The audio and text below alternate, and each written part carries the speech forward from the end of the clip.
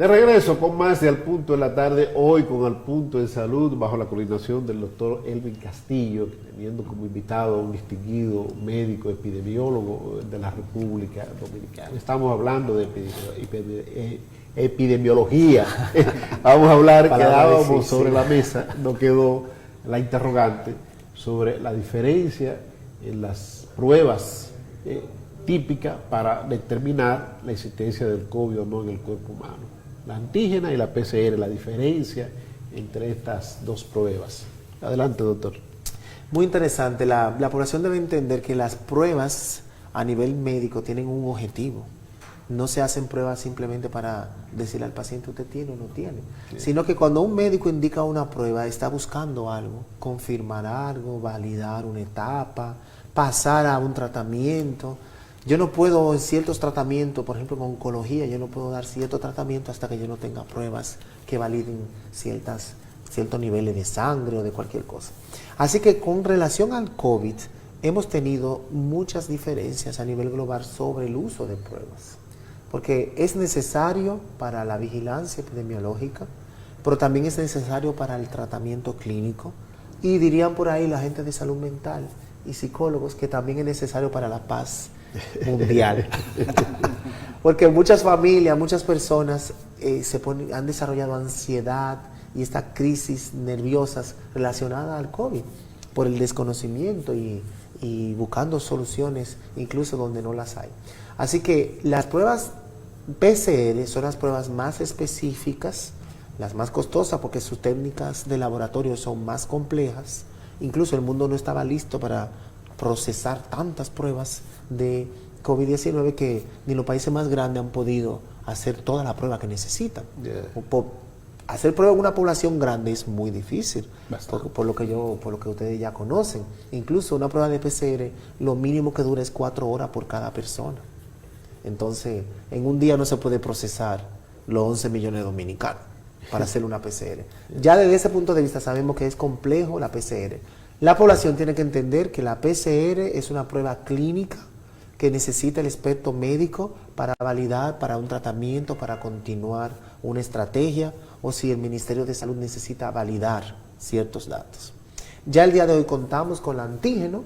El antígeno es para vigilancia epidemiológica y los antígenos que contamos el día de hoy son muy específicas. Es decir, que si sale positiva, es probablemente un positivo real. Y ya con eso yo no necesito hacer más pruebas. Ya, se queda ahí. Si sale negativo, porque entonces se van. Entonces ahí paso al otro nivel. Por tanto, no es una decisión solamente comercial, sino que también tiene un objetivo clínico, el nivel de pruebas. Bien, en cuanto toda la sintomatología que se está presentando actualmente, no solamente COVID, vemos que hay pacientes o personas que están presentando también la gripe común, también está la influenza. ¿Cómo podemos diferenciar los que están en la casa si está apareciendo una u otra cosa? Así es. Y súper interesante porque aquí en República Dominicana nosotros, un país que vive cada año con este tipo de enfermedades. Cada año esperamos una gripe diferente. Cambio de estación. Cambio de estación. Le ponemos el nombre de un acontecimiento social. Yo me acuerdo del túnel, de la fuerte, la olla, hay muchísimos nombres de gripe. Lo que sí debemos saber es que las medidas de prevención sí no deben olvidarse cada año. Por tanto, la campaña de influenza debió empezar en agosto y no ahora. Porque la vacuna de la influenza debe llegar al país en septiembre, entre septiembre y octubre. Y a las personas vulnerables hay que vacunarlas todos los años, con COVID o sin COVID, de la influenza. Ya nosotros sabemos que esas medidas contra la influenza debemos tomarlas antes. Pero ahora tenemos el COVID también presente. Y tenemos el resfriado, los diferentes tipos de influenza. Las diferencias son muy pocas entre una y otra. Así que una persona que no sea experta en la familia es muy difícil que pueda decir esto es influenza, esto es COVID, o esto es un resfriado común. Lo más importante es la observación, la presencia de los signos y síntomas que ya conocemos, la fiebre, la cefalea, si tiene mucho resfriado, alergia, rinitis, este tipo de cosas probablemente no sea COVID. COVID se asocia más a malestar general, dolor muscular y dolor y cansancio, como la gente conoce. Así que A nivel familiar yo siento que es muy difícil que la persona pueda decir que es una cosa u otra. Lo que yo sí sé que la familia puede hacer es tomar medidas. Las medidas que ya conocemos, como el uso de mascarilla, el descanso en esos momentos, y ante la presencia de cualquiera de los signos de gravedad, acudir a su profesional de la salud. Dificultad respiratoria es un signo grave, un malestar tan general que la gente no pueda ni pararse de la cama y esté muerto durante 3 días ahí, eso es un signo grave. Si hay una fiebre descontrolada que no responde a nada, eso es un signo grave. Ante esos signos hay que presentarse al personal de salud.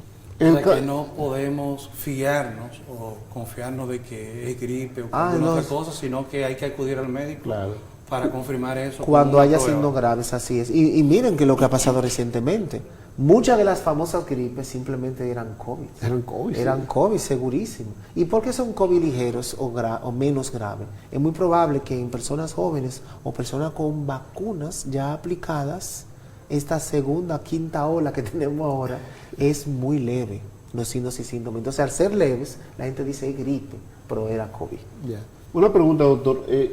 ¿No choca el proceso de vacunación o inoculación de la COVID-19 con la vacuna de la influenza? Para nada, todo lo contrario. Son 2 tecnologías diferentes. Son vacunas que actúan en diferentes partes del cuerpo. Así se pueden aplicar el mismo día, a la misma hora, porque son dos vías, son 2 carreteras diferentes que las 2 van a coger. Así que ojalá hubiésemos tenido una campaña fuerte de vacunación en República Dominicana contra la influenza y al mismo tiempo aprovechar y completar los esquemas contra el COVID. O al contrario también. Vacunarse. Sí, la vacuna de la influenza debe ser para personas vulnerables. Porque la vacuna es... ¿Cuáles son esas personas vulnerables? Esa vacuna está diseñada principalmente para los adultos mayores. Cada año la influenza en el mundo entero mata a muchas personas, inclusive más que el COVID. La influenza ha producido una mortalidad mayor que la del COVID en los últimos años. Así que los adultos mayores, todas personas mayores de 65 años, las mujeres embarazadas, las personas con enfermedades crónicas, cáncer, VIH, tuberculosis, y las personas, el personal de salud que trabaja directamente. Pueden ser los militares o personas que tengan el servicio público, también es prioritario que se vacunen contra la influenza cada año.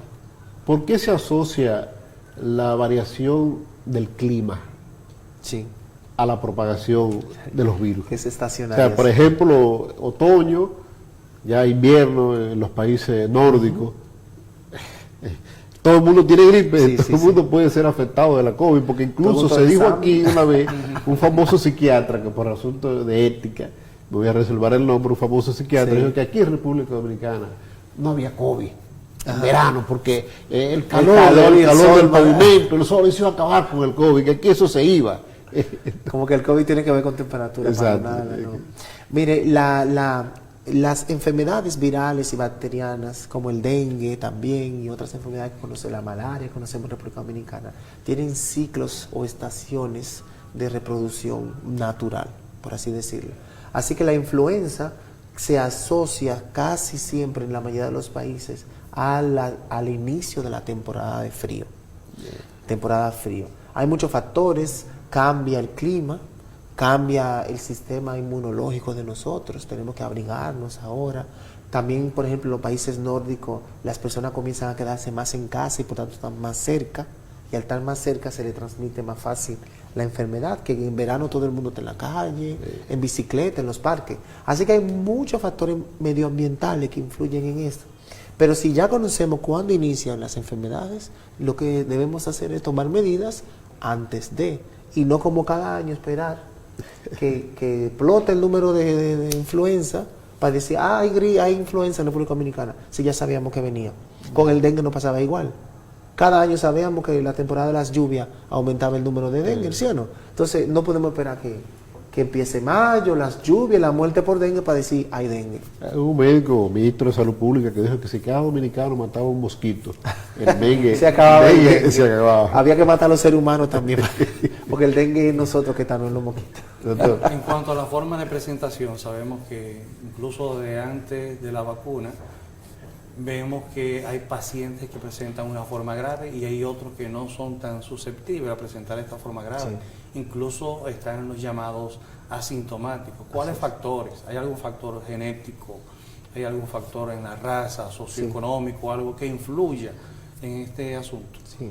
Mucha evidencia, se está investigando muchísimo el tema porque tú tienes toda la razón.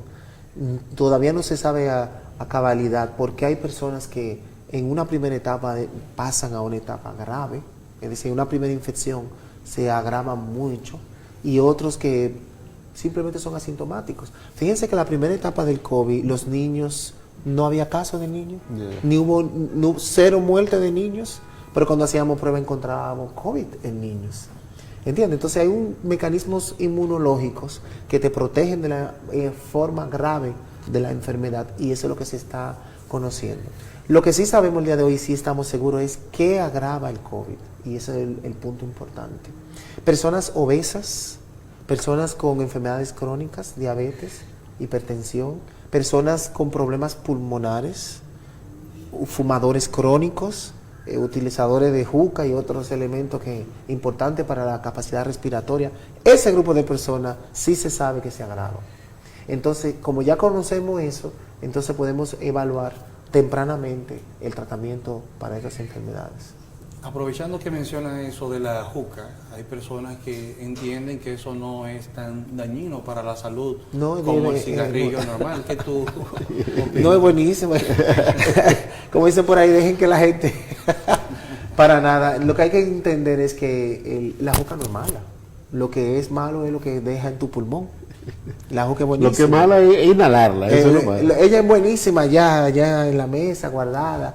Donde es mala es cuando ese humo entra constantemente en tu pulmón y ni siquiera el humo, la gente dice, pero el humo no tiene nada, eso es sabor de agua. Eso es químicos. Eso es químico, eso no es nada. El tema no es ese, es que el pulmón es como un globo que infla y desinfla. Entonces, cada vez que usted fuma la juca o los vaporizadores, los vapors, eso está forzando ese sistema cada vez más y lo está debilitando. Entonces, el día de hoy usted no va a tener nada, pero en pocos años, ese sistema debilitado, ese carro viejo, cuando venga una enfermedad tan sencilla como el COVID, entonces se va a agravar y se va a complicar y se puede morir. Esas son las consecuencias de la utilización de juca. Convierten los pulmones jóvenes en pulmones viejos. En pulmones desgastados, en pulmones viejos, en cháchara. Así es. Bien. En cuanto a los niños, que ahora está esa polémica de si se deben enviar o no a la escuela. Sí. En este momento donde estamos viviendo un brote importantísimo, ¿es seguro realmente enviar a los niños a las escuelas? Sí. Bueno, interesantísima pregunta. Yo he estado como epidemiólogo, como profesional del tema. Nosotros estamos luchando contra la infodemia, que es el desconocimiento justamente asociado al COVID. Ya tenemos 2 años de abstinencia escolar, de ausencia escolar, mejor dicho, y universitaria. Yo creo que ya el país no debe permitirse un día más sin el protocolo correcto para la vuelta a las clases. Imagínense un niño 2 años sin coger clase, y virtual y a distancia. Eso ha alterado la sociedad total. Y los universitarios también, no hablemos nada más que de los niños. Así que desde el principio, desde que hemos estado aportando al manejo de la pandemia, lo más importante que hemos exigido es que se respete el protocolo. La escuela debió seguir, la escuela puede seguir, pero con un protocolo correcto de manejo. No estamos recomendando que tengamos en un aula de 10 metros 50 niños. Eso no es lógico para ninguna enfermedad, para COVID, para gripe, ni para ninguna enfermedad de la piel, ni siquiera. Así que si las escuelas garantizan los protocolos de manejo, si se detecta un caso en un aula, hay que aislar a ese niño, hay que hacerle prueba a la clase y continuar la clase. Pero además, lo que están haciendo las empresas, el teletrabajo, mitad de los empleados un día, mitad otro día, hay miles de maneras de continuar garantizando la escolaridad. Así que yo creo que República Dominicana no debe retrasar más el inicio de las clases a nivel universitario, a nivel escolar, con los protocolos correctos. Okay, donde hay una hora en ese sentido, en comparación con otras naciones, ¿Se están tomando esas medidas? O sea, Claro. ¿están abiertos? ¿Están dando sus clases presenciales? Muchos ejemplos de los países, hay países que nunca cerraron nada, porque la enfermedad es individual, no es colectiva. Y vamos a suponer en Francia, por ejemplo, si había una clase con 1 o 2 casos positivos, pues esa clase se detenía, ese curso, me refiero al grupo, ¿no? Al aula, que se dice clase en francés. A esa aula, se detenía esa aula 2 semanas, porque el COVID lo que dura son 2 semanas. Se detenía esa clase 2 semanas, ese curso, y luego se restablecía su curso normal con la clase. Pero también tenemos los adultos, los profesores. Cuando un profesor sale positivo, el profesor que tiene que aislarse, no son los estudiantes. Entonces yo trato la enfermedad, prevengo con medidas lo más posible, pero yo no puedo detener todo el sistema educativo durante 5 años por este tipo de enfermedades. Ya lo que hay que respetar los protocolos. Ya que hay lo que no respetamos aquí, por ejemplo, el ejemplo que usted ponía de una aula que tiene capacidad para 50 alumnos, ¿verdad? A mitad. Bueno, vamos a llevarlo a 25. 25 Entonces, los lunes, 25 los los martes. lunes, los 25 que fueron el lunes no van el martes. No van el martes. Esos regresan el miércoles. Y se maneja por grupo. Claro, Así si es. te va a tener, porque aquí incluso los centros educativos privados Querían continuar. sí, exacto. Por ejemplo, si yo tengo una clase de 10 estudiantes, un colegio que tiene clases super privadas, por así decirlo, pues 10 estudiantes manejables. ¿Y por qué el sistema quiso cerrarle la clase a todo el mundo? Una clase de música, que son 5 estudiantes. Hay miles de clases que son muy limitadas, que no son masivas. Esas clases pueden controlarse y por tanto los cursos deben continuar. Es que ni un día más, República Dominicana no puede durar un día más sin educación. Y creo que lo más grave ha sido con la educación superior, porque ya el adulto es diferente a un niño. Claro. El niño pues va a la escuela de 6, 7 años con su mascarilla, llegó porque el papá lo llevó. Sí. Con la mascarilla, pero inmediatamente el papá se retiró, que me dice, esa mascarilla se pierde, pero el adulto se supone que no debe faltarle esa mascarilla, ese distanciamiento en el que estamos usted y yo, y que las universidades que trabajan por sesiones, Claro. Una sesión puede tener, en el caso de el alma mater de nosotros, que la autónoma teníamos hasta 50 y 60 en una sesión. Y 100 ahora. Y 100, pero se ha reducido un poquitito, llevar una parte que lo haga virtual. La sesión te toca 3 días a la semana. Claro. Vamos, el primer día de la semana, un 50% virtual, el 50% restante, pues presencial. En los laboratorios, que muy bien lo han hecho muchas universidades, como los laboratorios no vamos todos pequeños. el mismo día al laboratorio, en el caso de los laboratorios de biología y de química, pues te toca un día la práctica. Así es. A mí me toca otro día, aunque estemos en la misma sesión teórica. Así Eso se ha manejado. Pero parece ser, ya que el Ministerio de Educación Superior se ha montado en la ola de no presencialidad, iniciando por la Universidad Autónoma de Santo Domingo. Sí. Aunque la última resolución invita a la universidad a tomar decisiones autónomas, cada universidad puede decidir el modelo a seguir. Lo que me ha sorprendido es que los que más están interesados en que no haya vuelta a clases son los mismos profesores. Entonces, en el caso del sector público. No entendemos tanto. ¿no? Aunque Entonces, el colegio médico dijo que había condiciones. Claro que hay para la condiciones clase, para la clase. Y no confundamos que otro tema que está pasando a nivel poblacional y es que el COVID del 2019 no es el COVID de hoy. Ya. El COVID de que no había información, que no había vacunas, Que no había medicamentos. que no era de incluso. transmisión comunitaria, el día de hoy es otra enfermedad. La enfermedad evoluciona muy rápido. Entonces yo no puedo tomar análisis del 2019 el día de hoy, el 2021. El 2021 tenemos tratamiento, tenemos vacunas, tenemos información, sabemos cómo se transmite, sabemos qué hacer. Entonces no hay que enclaustrarse en esa visión antigua. Doctor, a propósito de esto, ¿usted cree que nos encaminamos ya hacia una enfermedad endémica? Total. Que tenemos que convivir con ella. Total. Fueron mis declaraciones de hace 2 años. El COVID vino para quedarse. Va a quedarse con nosotros, definitivamente. Bueno, un expresidente de la República, el saliente, covidianidad. Le pusieron hasta nombre, así es. Porque definitivamente hacia ahí va la tendencia y ya los 3 años que tenemos de pandemia nos han demostrado que COVID vino a quedarse. Se va a convertir en una enfermedad endémica, es decir, propia de los países, y va a llegar un momento que se va a detener la pandemia. La pandemia significa que no va a haber transmisión activa en varios continentes al mismo tiempo. Pero probablemente controlemos aquí en República Dominicana y el COVID se reactive en Asia otra vez o en África. Así que no creo que el COVID se vaya por lo que nos queda unos añitos largos. Entonces, volviendo a la vacuna, un refuerzo anual de vacuna. Sí, sería. así es. Bueno, yo no lo puedo afirmar el día de hoy porque eso depende del comportamiento del virus. Sí. Pero si se convierte en endémica, es muy probable, yo sospecho profesionalmente, que vamos a tener que comportarnos como el de la influenza. Okay. El día que ya todo evolucione, que la mayor parte de la población desarrolle resistencia natural, resistencia por vacunas, que estemos fortalecidos, yo creo que va a llegar un momento que vamos a tener vacuna para grupos vulnerables, como es la influenza. Okay. En cuanto a la inmunidad de rebaño, ¿qué tan lejos estamos de eso? No, estamos en ella, definitivamente estamos en ella. Lo único que el concepto de inmunidad de rebaño, hablamos de una variante o de un comportamiento específico.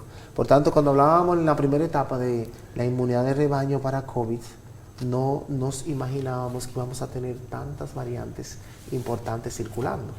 ¿De acuerdo? Así que lo más importante es que si entre más personas estén vacunadas, estén protegidas o hayan ya tenido la enfermedad, definitivamente el número de resistencia comunitaria va a aumentar y por tanto la enfermedad se va a ver mucho menos.